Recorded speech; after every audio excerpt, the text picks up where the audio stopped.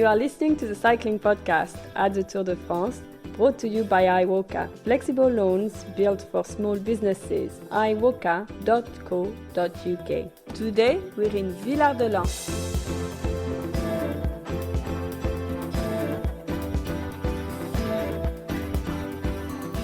What tram is that we're hearing in the background, Lionel? Well, that will be the Grenoble tram, won't it? That's going round Nothing the town. gets past you, eh? No. It's called Where are we, Lionel? It's called TAG. Oh. Yeah, the tram of Grenoble. It's the transportation in Grenoble is called TAG. Well. You learn something new every day with François. Every day is a school day. It's written on the tram, so I didn't have too much difficulty in finding out. Well, here we are. We're definitely in the Alps now, aren't we? We are. Centre of Grenoble, where the stage starts tomorrow. Outside a bar in the centre of a square. It starts outside a bar, just like the first ever Tour de France. Well, I think it probably does, actually, because as I cycled my bicycle into town this afternoon, Richard, I came across where the stage start is being set up, not far from our hotel, the Hotel de l'Angleterre. Yeah, well, the stage will actually pass in front of the hotel. I hope we can get out of the hotel in the morning. We don't know. There might be bars everywhere and we're stuck. But we'll see. The fact you mentioned your bike ride so early there, Lionel, suggests that you want to tell people about your bike ride today. Well, I was going to do a little preamble tale of the étape, because this morning, Richard, you rode from the hotel to the start. How far was it? 60 kilometres. And then I rode from the start to the hotel in Grenoble, and it was 66 kilometres. Oh, you win. But I don't win, because it was a beautiful route. I plotted it into Kilometre. First time I've actually used Kilometre outside of England, actually.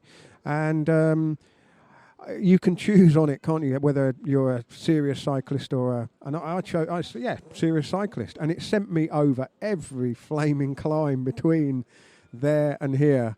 And at one point I was going up something that was sort of 18%, and I thought, forget this, turn the thing down. And it then sent me on a nice lovely road that went round a lake, and then beautiful 20 kilometres of cycle track into the city centre here.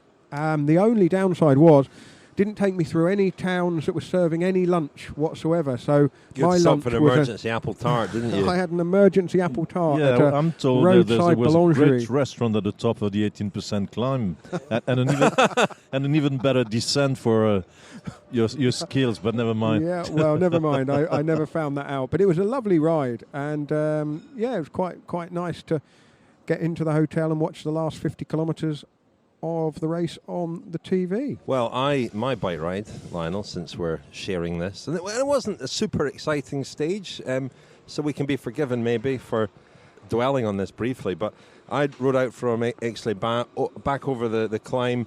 The cycling facilities around here are amazing. The cycle tracks around the lake. There was a cycle path through a tunnel, a kilometre and a half long, just up the other side of Aix-les-Bains, that took me over into the next valley and alongside the Rhône, the river. And it's huge, and there was a cycle path along the river for about 20 kilometres. Absolutely beautiful. A few cyclists on it, not too many. And it's a very wide, kind of like the Mississippi almost, slow-moving river. If it's the Rhône, it's the biggest river in France by far. Yeah. Yeah. Stunning. It was a stunning ride, actually. What it does mean is that dinner cannot come soon enough, because I had quite a light breakfast and then an apple tart at 4 o'clock, and that is it. Let's get on with the podcast then, shall we? On with the racing. Yeah. What happened in the stage? Well, stage 16 from La Tour du Pin to Villard-de-Lans. The first of the proper alpine stages, 3 in a row we have this week. I think that's right, isn't it? Meribel is definitely in the Alps, and then Orsières-Merlet was in the Alps already, but in the southern Alps. But it's definitely in the Alps. But but now we entered the proper alpine section. La Roche-sur-Foron, is that back in the Jura or? No, La Roche-sur-Foron is actually in the valley, we're in the Alps for the next 3 days. You're don't worry. absolutely paranoid here. This is terrible. Daniel's got you on edge. Well, I mean, if it's not cappuccino drinking times or how to serve sauce on pasta, it's mountain ranges. Yeah, well, I'm looking forward to. We were actually in the Alps on day 2. Because the Turini path, I mean, it's the Alps Maritimes, but it's Alps. So, yeah. And I'm looking forward to Saturday's final alpine stage at La Planche des Belles Filles. Anyway, after a few little skirmishes, a big break went. Richard Carapaz of Ineos Grenadiers kind of started it, and Nico Roach of Sunweb reacted, and then they were joined by another of the Ineos Grenadiers riders, Andre Amador. Then there was Lennard Kamna and Daniel Oss of Bora-Hansgrohe. Julian Alaphilippe was in there. Sebastian Reichenbach of Groupama was in there. Alberto Bettiol of EF Pro Cycling. Anacona and Barguil of Arkea Samsic, Aviti and Verona of Movistar, Matteo Trentin, Chris Juhl Jensen and Quentin Pacher of B&B Hotels. And that was the first phase of the break that went away. Matteo Trentin won the intermediate sprint, the 5th time he's done that in this tour. Yeah. He won the intermediate sprints on stages 2, 7, 10, 15 and 16. Has it been told there's no jersey for doing that? You know, Well, it used to be called the Point Chaud in the 80s, you know. It did, the red jersey, yeah. Maybe he's sneaking up on the green jersey without, wanting to draw too much attention to himself, perhaps. We've asked our diarist, Simon Geschke, to explain CCC's tactics there. Anyway, Pierre Rolland went across, as did Tish Benoot and Casper Pedersen of Sunweb. And then finally, on the Col de Port, Nielsen Paulis, Pavel Sivakov, Roman Sikar, Mikko Nieve and Simon Geschke made it 23 riders out in front. By this point, Pierre Rolland of B&B Hotels was out in front on his own. The gap to the peloton from the front to the peloton was about quarter of an hour, so the stage was kind of done. Then there was a changing of the guard at the front, and Pacher was out in front. And then finally, the move that decided the stage was Amador, Carapaz, Reichenbach, Kamna and Alaphilippe. And Kamna went away near the top of the final first category climb with about 18 kilometres to go. Carapaz tried to go with him but couldn't get up to the German. And so Kamna kind of did a Mark Hirschi with the strength of his ride to the finish. And after second place at Puy-Marie behind Dani Martinez a few days ago, he got Bora-Hansgrohe's stage win. Carapaz second, Reichenbach third, and then two of our diarists in fourth and fifth, Sivakov and Geschke. The Roglic group came in at 16 minutes 48. The only real change to the top of the overall was Nairo Quintana lost a bit more time, and so Tom Dumoulin has overtaken him. We saw Egan Bernal dropped very early for him, and at the finish he said he's got a back problem, which we knew had hampered him at the Dauphiné. It's obviously still a problem, and now he says his knee is also painful, but he says he wants to finish the Tour. The King of the Mountains is hotting up. Benoit Cosnefroy is still in the jersey, but Rolland has drawn level on points after his exploits today. Pog is 2 points back, Rog is 3 points back, and Nan Peters, who took a point today, is 4 points back.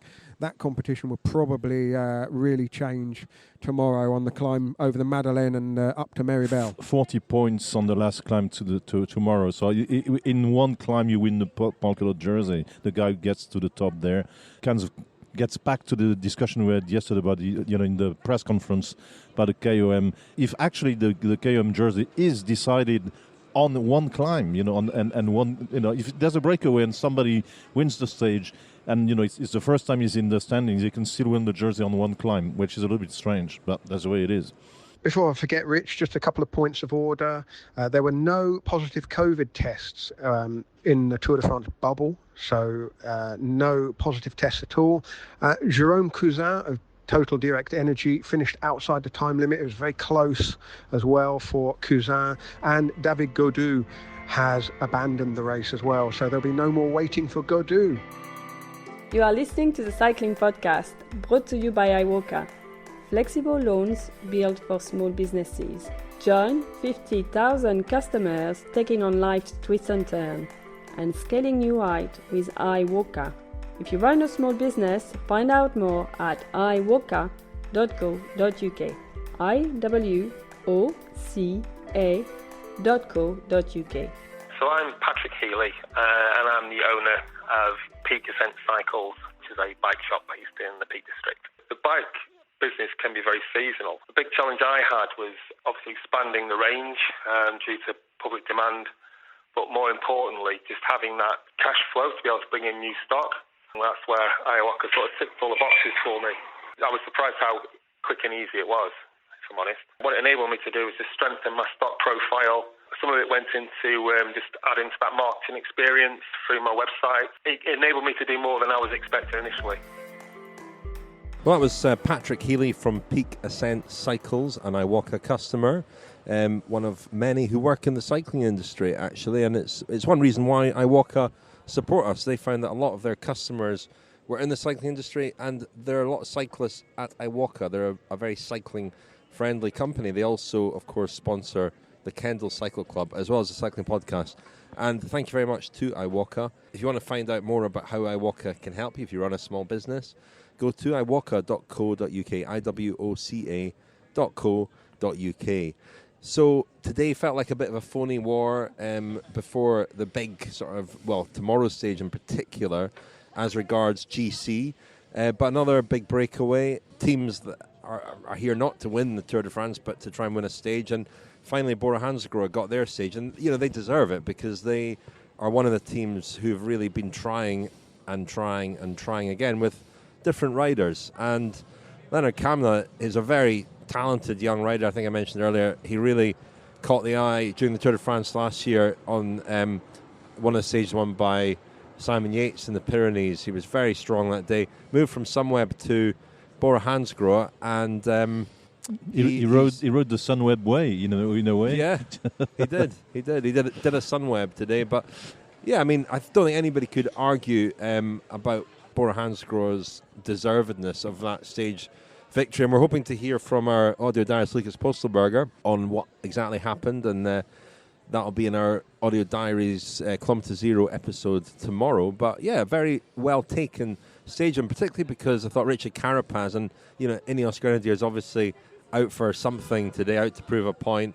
I spoke to one of their guys this morning who said that it was really difficult to switch from riding in support of a leader to trying to win stages. And Michał Kwiatkowski, you imagine, would want to try and win a stage, but it can be quite difficult to switch mentally and physically from riding one way to riding another way. Mind you, Carapaz finished second, and Pavel Sivakov, I think, in the top 10 as well. He was fourth, wasn't he? Yeah, fifth, and Andre Amador was not far out either. So, I mean, they tried hard, and it also shows, like, maybe Kemna's victory also came at a moment when they finally decided not to defend Peter Sagan's green jersey chances, because he missed out on the only intermediate sprint of the day. So, when they don't have these missions of defending their leaders, I mean, the great talents of some of those teammates, comes to light. And, Kamna, we knew about him. I suddenly remember one thing about Kamna that I'd read in the past seasons. He took a long break of several months, I think 2 seasons ago, because he was still a young rider, but he kind of burnt out, or he felt he'd done too much, and he said it had been the right decision for him because he came rejuvenated. So there's a discussion about what the COVID crisis did to training, and if for some riders it was not a great way to kind of taking a rest, and whether the coronavirus crisis may not explain why the riders are going so fast this year, because as we saw, it's probably going to be one of the fastest tours ever. I mean, we don't have the figures yet, but I mean, we saw in the mountains everything. But Kamna, he did that before the COVID crisis. He had a kind of personal burnout. I mean, he didn't exactly explain what was wrong with him, but he came back stronger, and he's only 24, and another one of this generation of the Hershey's and all these the kids taking over, and it was a great win. One other thing about Kamna that just a slight quirk is that when he was second in the under-23 road race at the World Championships in Bergen in 2017, he'd come out of the Vuelta, hadn't he? And there was a little bit of talk about, should a rider who's just finished a Grand Tour or just ridden a Grand Tour, I'm not sure he finished, but he'd ridden a good chunk of a Grand Tour, should he be in the under-23 World Championships? Well, he was beaten in the sprint, two-man sprint at the finish by Benoit Cosnefroy, who's in the King of the Mountains jersey at the moment. Well, behind him, Richard Carapaz actually looked the stronger on the climb. He's a very dynamic rider, isn't he, Carapaz? We haven't seen a lot of that at the Tour, but I find him a very exciting rider to watch, and I would have had him nailed on to win that stage. He's had a couple of crashes in this Tour, including one on Sunday, and as we keep talking about, these crashes do affect a rider's performance, and I don't think we've seen Carapaz at anything like his best here. But I thought he was, looking good for the win. But Kamna, it was a real sort of opportunist move. Carapaz had been trying all the way up the climb to lose everybody, and he did a pretty good job of that. Couldn't quite lose Kamna. The minute he switched off, Kamna went, and that was it. Yeah, he missed. I think Carapaz mistimed his attack in many ways because he was focusing on Alaphilippe, I suppose, and once Alaphilippe got dropped, he went on like Dani Martinez did at in the finale the other day, and thought it was it. He was the fastest because Kamna had originally been dropped a little bit and came back, at his own pace, not very steadily. At the very moment when when there was a kind of a lull just before tackling the descent, that's when Carapaz all of a sudden thought he probably had the job done, and that's when Kamna went down like once again another like Hershey the other day. These young riders have understood all the benefits of descending well, and Kamna's win came in the descent much more so than in the climb. I wonder how much it was playing on his mind that they'd had the 2 against 1 scenario against Dani Martinez the other day, and had been outwitted, outfoxed, outstrength. It was Dani Martinez was the best, wasn't he, that day? Really, I mean, tactically they didn't really make too much of a hash of it. I mean, Kamna's first, as I think I said on the day, Kamna's first attack was, he might as well have had balloons tied to his handlebars. I mean, it was so obvious what he was going to do. But this time he was in the underdog position a bit. Ineos had Amador and Carapaz up there, and they could have made it difficult for him. And I think in those situations, from the outside, we look at it and think, well, you've got 2 riders. You really ought to be able to pin this down and win the stage. But actually, the pressure's off the individuals. The individual can just do what they want to do and not have to worry about, if somebody goes, who does what, will somebody mark? I thought it was a victory à la pédale, wasn't it, though? Chute à l'arrière du peloton, cycling podcast team car at the back of the pack, please. Our Tour de France coverage this year is sponsored by the next generation Wattbike Atom. That's right, and today we're going to hear from a professional athlete who is not a cyclist, but who loves the sport, does a lot of riding, and has fallen in love with the Wattbike Atom and incorporates it in his own training. It's someone you're very familiar with, Lionel, the Watford, former Manchester United and England goalkeeper, Ben Foster. Absolutely, yeah. This must be the best moment ever. Worlds colliding, Watford and the cycling podcast all together.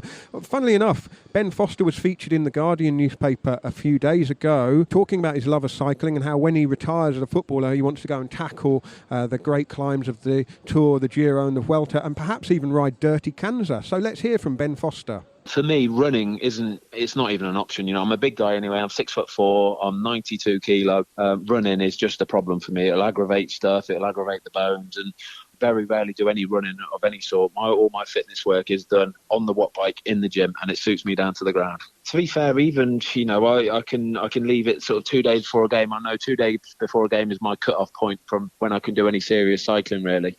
So during the week, I'm pretty much on the bike every day, whether it's in the gym doing a kind of a fat burning session, or whether it's at home on Zwift doing sort of a crit city race or something like that. Can actually still clock up the miles. Like I say, I'm a goalkeeper, so luckily I haven't got to run around as much as the outfield players, so I can sort of get away with doing a lot more stuff than what they could do. That now I've managed to actually rope quite a few of the players into it. I think lockdown was a big thing for cycling. A lot of players got on board. A lot of players were buying watt bikes. They actually ended up buying road bikes as well, which was really nice to see. And it's carried on as well. Once we've got back to football after the lockdown, people have still been doing the work on the watt bike because it's a really good thing for them to just keep their base fitness. It doesn't replicate for the outfield players doing the on-pitch work, but it does give you a really good base level of fitness. The Wattbike Atom is available now from £90 per month from wattbike.com. That's wattbike.com. Well, we didn't really need confirmation about Egan Bernal's form, did we, today? It was pretty obvious after Sunday that he's not in the sort of shape he was in at the Tour de France last year when he won it. He had another bad day today. There's something clearly wrong with him, and to try and sort of understand what that might be, and also how Team Ineos kind of cope with this situation, which is very new to them. In 2014 they lost Chris Froome to a crash. Richie Porte became their leader. But they're not used to being in the position that they're in now, which is going to the final week of the Tour de France without a chance of winning it. So I spoke to Dave Brailsford today. I managed to speak to him on the phone. He was at the finish. Here's what he said about Bernal and the effect it's had on the team. Going into Sunday's stage, Egan looked really well, positioned better than last year, in fact, closer to the yellow jersey. And I think everybody thought that in the third week we'd see the best of him. So what was your reaction when you saw him begin to struggle and then lose contact with the group? As soon as the stage started, actually, going into the very first climb, he said that he was really struggling. By the time he got to the end of the stage, there was no surprise. That part didn't come as a surprise, as I knew there was something clearly wrong. It wasn't going to be his day, basically. I guess it was unexpected, I must say. Haven't really seen that for a long time, and ever since we started watching him, from early in his under 23 career, through his under 23 into his first couple of years pro, and into our team, we never really seen him have a bad day like that, really. So it makes me feel there's something more to it than just a bad day, I think. So I'm sure we'll get to the bottom of it in due course. Any health issues, or is he feeling okay other than on the bike? He just felt completely empty, and the day before he felt okay. The day before that, obviously at the top of the when he lost some time on the climb, he was fine up to the first hairpin. Didn't really sustain the power he'd expect to, or we'd expect in the second half, which was an underperformance, I think, in terms of what we'd normally expect. But I think that happens. You have good days and bad days, but the sort of the margins between the two aren't that big, really. But that obviously the performance was a really big kind of sort of way out in terms of what we'd have expected, and he expected, actually. I spoke to you at the start of the tour about, how you were reflecting on how young he is, and it's quite remarkable that he is already a Tour de France winner. How is he? How's he? Is he pragmatic about that he's still learning? I'd lie if I didn't say that I was very mindful about that. In terms of, he is only 23. He's won the Tour de France at a very, very young age, and of course in a country that's never won it before. And so from his sort of the reaction of his home in Colombia and all the Colombians towards him last year, and then going in with a weight of expectation this year, it's a lot to shoulder, and I think over the years, both in the Tour and in the Olympics, you don't very often see the first time winner come back and repeat that in the second consecutive year.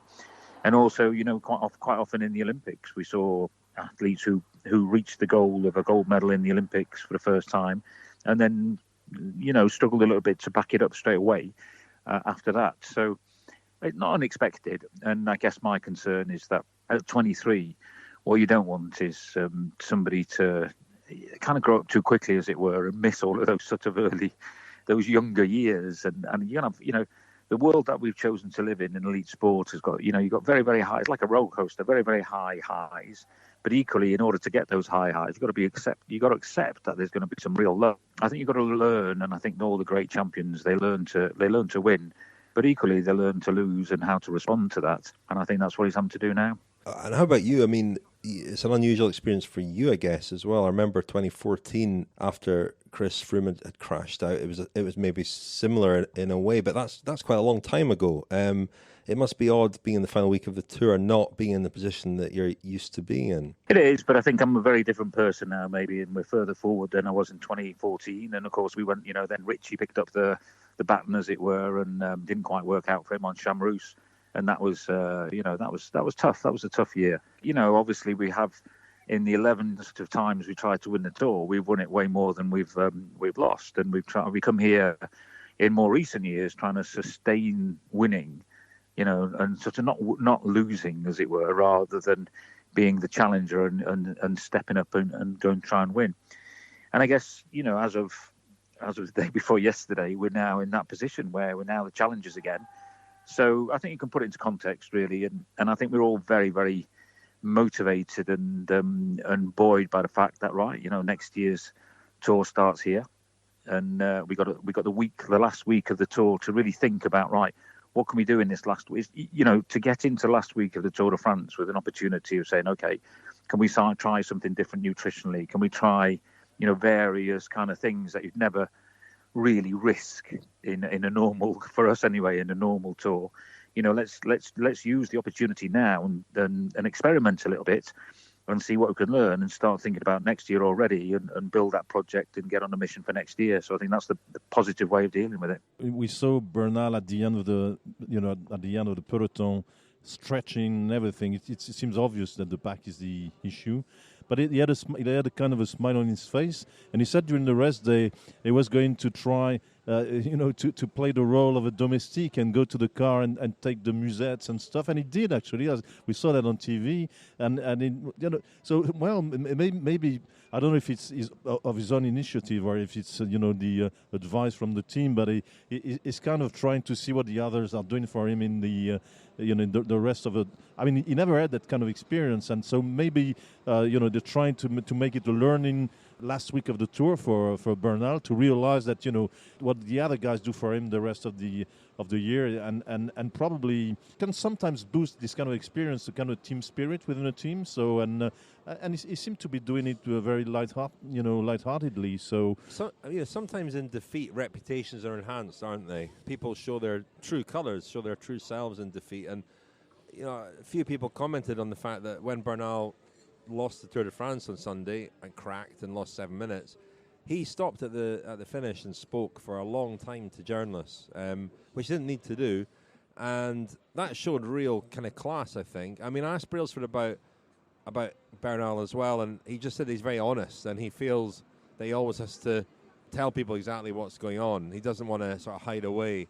He wants to explain as well as he can what's going on. But yeah, I think he's come out of this with great credit, and I do sort of, it almost just occurred to me last night as I was speaking. There's a helicopter. It almost just occurred to me last night as I was speaking that, remembering the great François Thomazeau's line about Tour de France winners are time trialists who can climb. Certainly multiple Tour de France winners, and Daniel talks a lot about dynasties, doesn't he? And when a 22-year-old wins the Tour, you tend to assume that's the start of a dynasty just because he's very young, as we did with Jan Ullrich. There are more factors at play. I mean, we're just coming out of the Chris Froome dynasty. The dynasty before that was really the Lance Armstrong dynasty. Contador, maybe, Lance Armstrong, Indurain, Le Monde, Eno. But what is it that makes a multiple Grand Tour winner? You can have several years where the sport is still kind of searching for that dominant champion, and I don't think, well, unless it's Pogačar, I don't think Roglic is going to win multiple tours just because of his age. He might win another one, but I don't think he's going to win multiple ones. I don't think he's going to come back year after year and be the boss. I don't know who that will be, but it only sort of occurred to me in the last sort of 24, 40 hours that it might not be Bernal, and it might not be Team Ineos. Maybe another point to make is that back injuries, as we saw with Pinot and Bernal, are especially painful when you climb.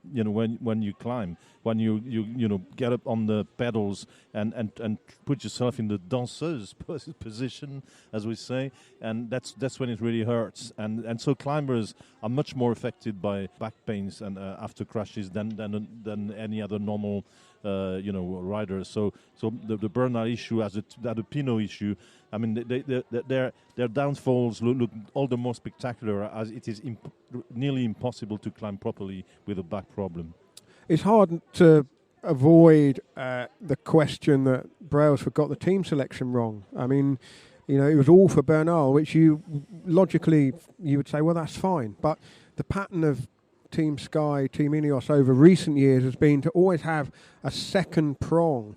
Last year it was Bernal and Thomas. Before that it was Thomas and Froome.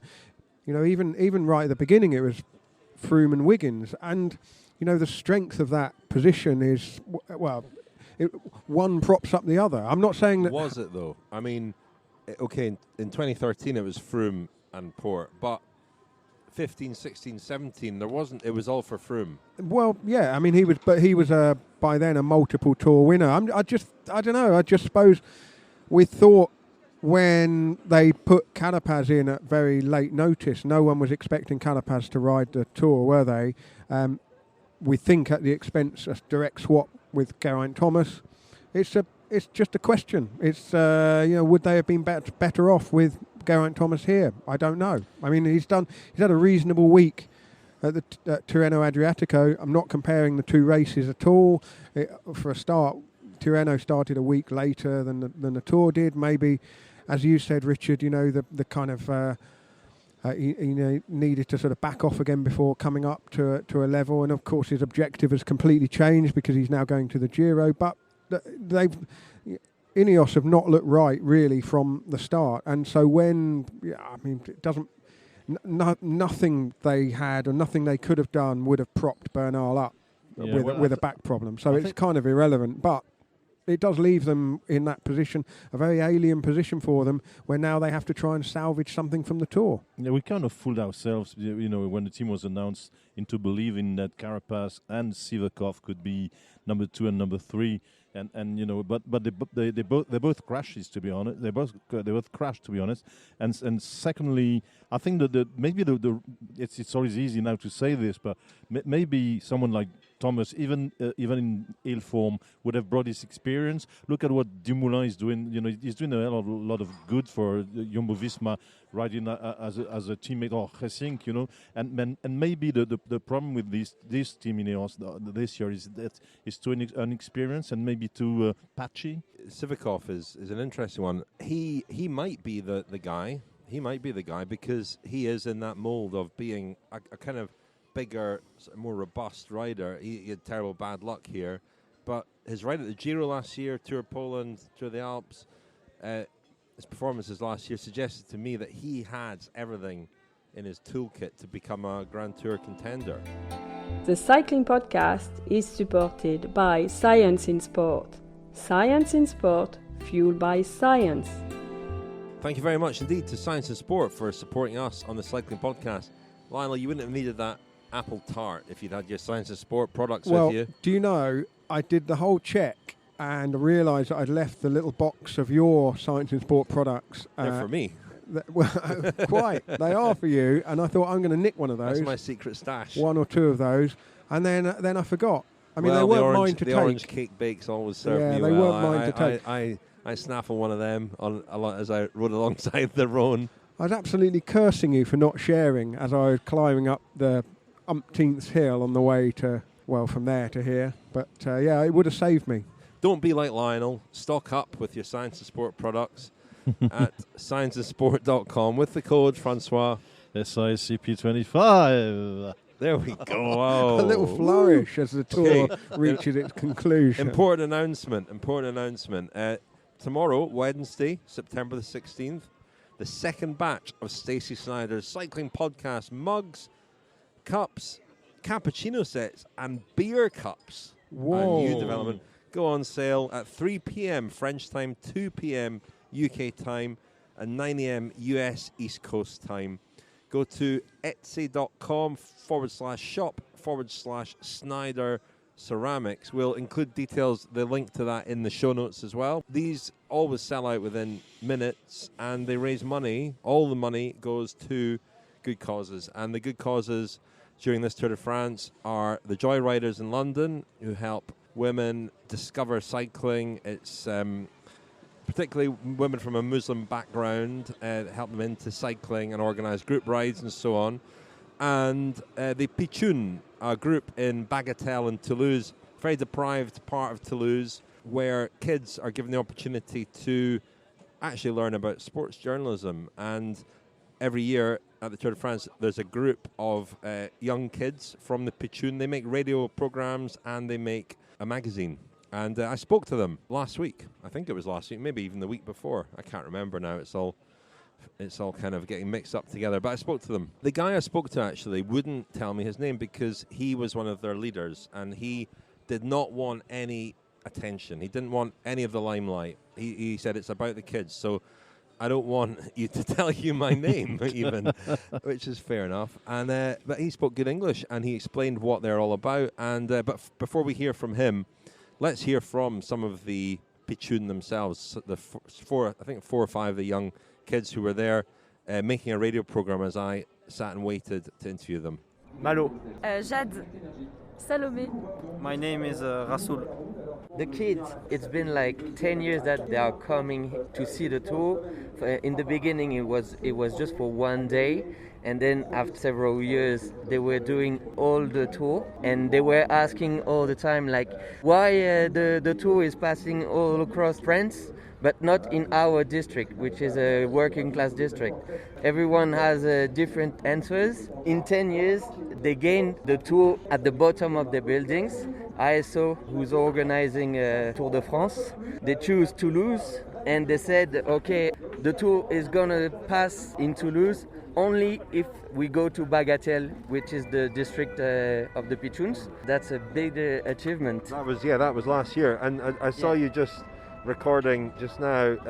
Is that a radio show that you record every day? Exactly, that's a radio show because this year with the COVID, we couldn't go interview people with the camera and all the stuff that they were all the years before. So we had to imagine something new to stay around the tour but not around people with social distancing. So we thought about a radio station that goes all around with the tour. But the thing is that they have school. Tomorrow we're still on the tour, but they're missing school just for one day, and they go to school the next day. We are coming back this weekend. So a reminder that if you buy one of Stacey's beautiful cups, mugs or beer cups, then you will help the Pichoun and the Joyriders in London. Yeah, they're very appreciative, and they've really sort of engaged on social media and stuff. There's one of the beer cups, Lionel. What do you think about that? Wonderful. Oh, fantastic. Would you like that? Yes. Oh, yes. What do you think, François? Oh, yeah, they look good, you know. I love the ones, maybe Stacey could make some in the future. The ones with the little lids, you know, on top of them. Oh, would be nice. Yeah. She can do anything. I'm sure she would.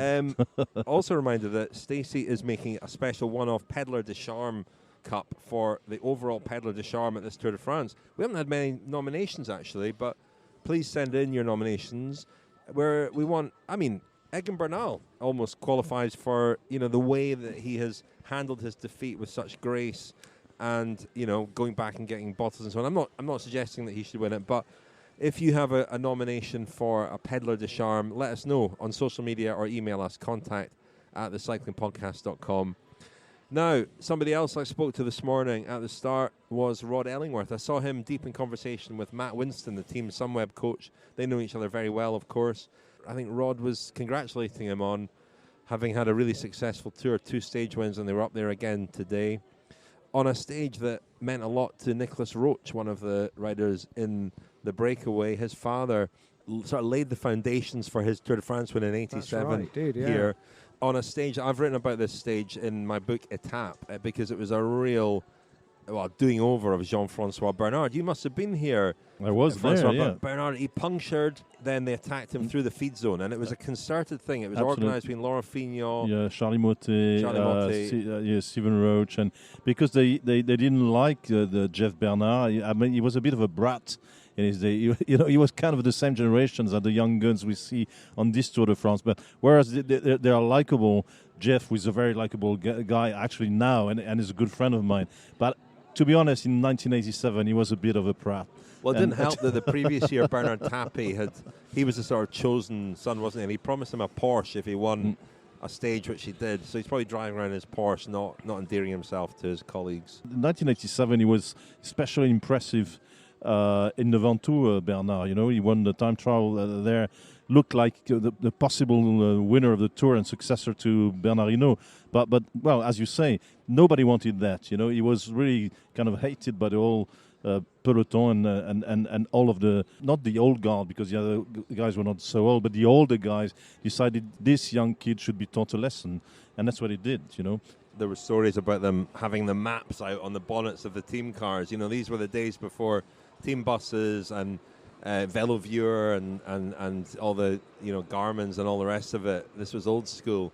they had the maps out and they were working out where the best place to attack him would be, and it was, well, it happened to be in the feed zone. Probably didn't need maps for that. Anyway, maybe a little remark about the fact that you talked to Rod Ellingworth and Matt Winston, and I'm reading everywhere that it's the end of an era for British cycling, with Chris Froome probably nearing retiring and Geraint Thomas and all these guys. But actually, got another 5 years. Yeah, but actually, another 10 years. But actually, no. Well, you know better than I do. There are up and coming young talent from Britain. But what's happening as well is there is the coaching talent is kind of spreading throughout the peloton now, and the guys who started maybe with Team Sky and with British Cycling are now in various teams, and so the influence of British Cycling over the last decade is kind of spread over the peloton, and I think for the better. Well, as I say, I spoke to Rod Ellingworth, his team Bahrain-McLaren. I've got all their eggs. It's interesting because all their eggs are in one basket. It's the Mikel Landa basket, where Sunweb have kind of spread the risk a bit. But they're all in for Landa and GC. And Landa's looked pretty good. He's still got an outside chance at the podium. It's a big last few days for them. And I spoke to Rod about his first Tour de France as the main man, the boss. How's it going? Your first tour in charge?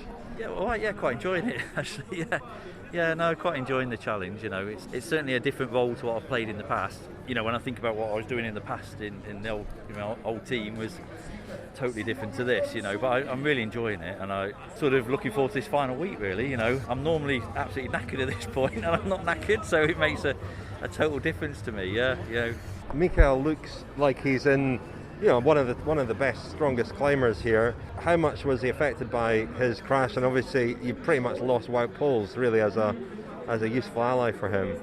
Yeah, I think when you look at the team makeup, firstly with Mikel, the crash hasn't affected him now. I think there was that first couple of days, you get your normal, but he was okay. I didn't think we didn't have any concern with him, to be honest.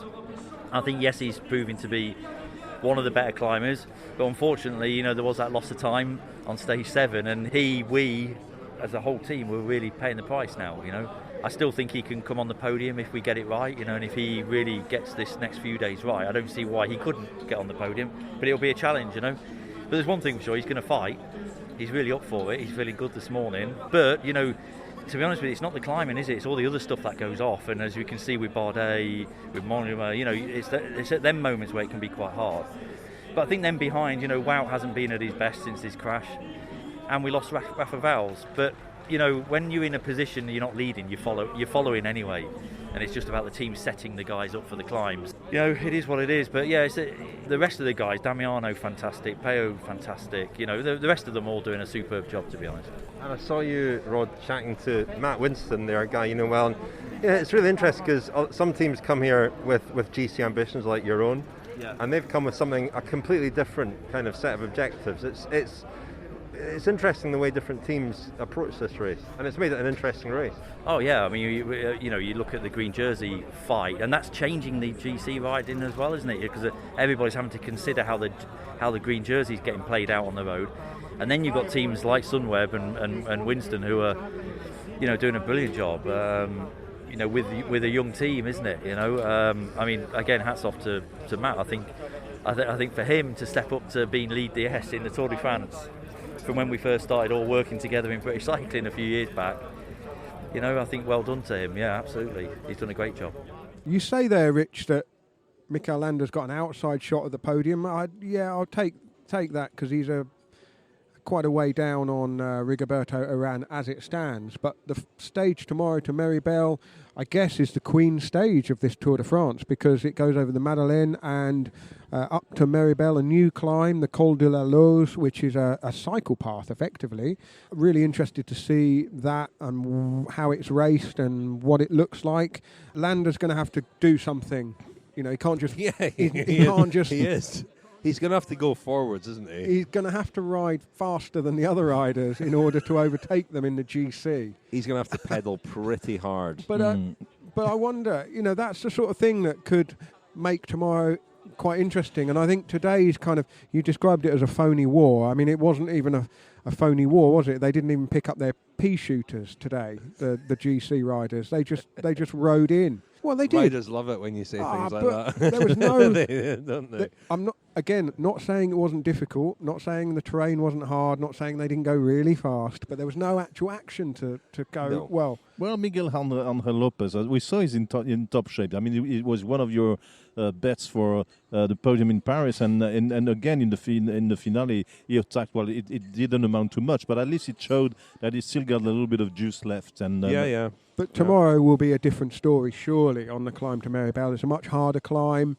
They'll have gone over the Madeleine before it. The highest summit in the Tour this year. Yeah. Somebody might crack. Somebody might go forward more quickly than all of the other riders. I mean, come on.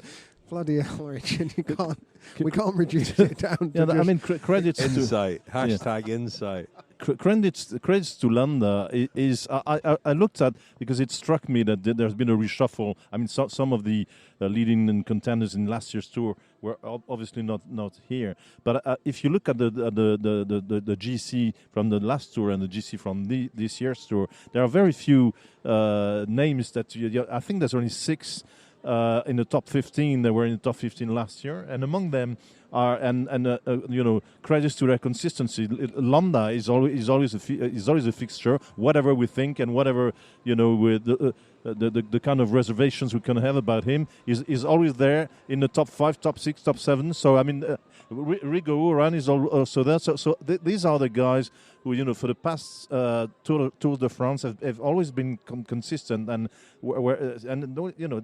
that's important in cycling as well. We need to see Peragude Landa, don't we? When he rode on the front, eyes looking upwards, very demure looking. Free Landa. Yeah. Now he's free. Let's see what he can do. It's a little bit like Richie Porte. I mean, we see the best Richie Porte and the best Landa for many seasons actually on this Tour. The only problem for them is that Team Jumbo-Visma will have 6 riders at the bottom of the final climb. I want to read out a tweet just now from Mark Potter. Dilemma for Pogačar. If he wins the Tour, does he share the winnings with the team that helped him win, Jumbo-Visma? I mean, that's a fair point. Anyway, we should wrap things up. Big stage tomorrow. We're looking forward to that. And there's still a lot of guys, Richie Porte, Miguel Angel Lopez, Rigoberto Urán, Mikel Landa. They all look in good nick. And I don't think this race is over. So let's anticipate that. Before we go, some thank yous to some friends of the podcast. From me, a big thank you to Justin Dawkins, Mr. W.J. Reiki, Liam O'Toole, Robert Kerr, Joshua Powell, and Sharon Meridew. And from me to Mossy Nolan, Mark McAvoy, Ryan Williams, Michael Rakestraw, and Doug Powell. And so un grand merci to Michael Willis, Tom Bray, Anton Wolf, Robert Hayes, Alexander Handley, and Peter Jorgensen. Thank you, Francois. Thank you, Lionel. Very much. Thank you, Richard.